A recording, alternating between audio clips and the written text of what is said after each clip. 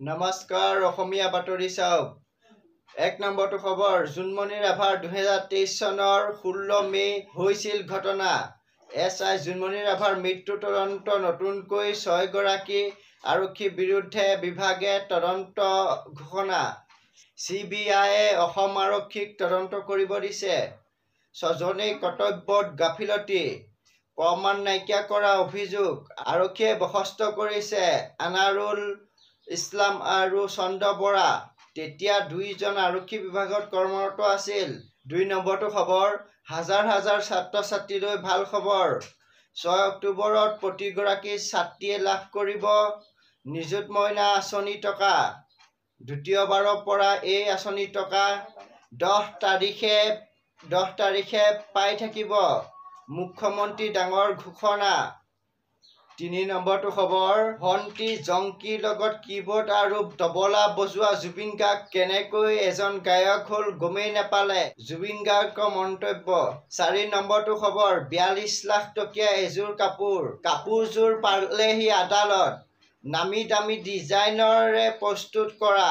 এতিয়া সামাজিক মাধ্যমত চৰ্চা। কাপোৰযোৰ পিন্ধিছিল ট্ৰেডিঙৰ চুমি বৰাই।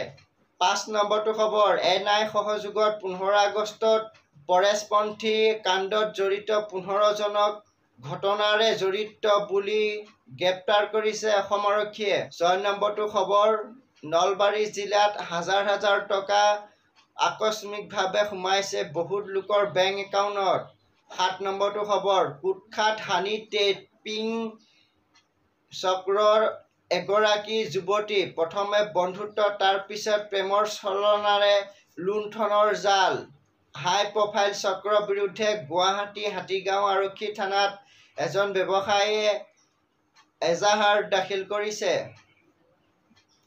8 নম্বৰটো খবৰ, মৰিগাঁও জিলাত গাহৰি পালন কৰাৰ বাবে সমাজৰ পৰা এঘৰীয়া কৰা হ'ল 2 জনক। সমাজৰ বহুতে এতিয়াও মানি ল'ব নিবিচাৰে এই ঘটনাক। তীব্ৰ বিৰোধিতা দিছে সদৌ অসম গাহৰি পালক সন্থাই। 9 নম্বৰটো খবৰ, চৰকাৰী চাকৰি এৰি ট্ৰেডিং এফেক্সৰ সৈতে জড়িত হৈছিল ৰঞ্জিত কাকতি। 1200 কোটি লুটি সলনি হ'ল ৰঞ্জিত কাকতি।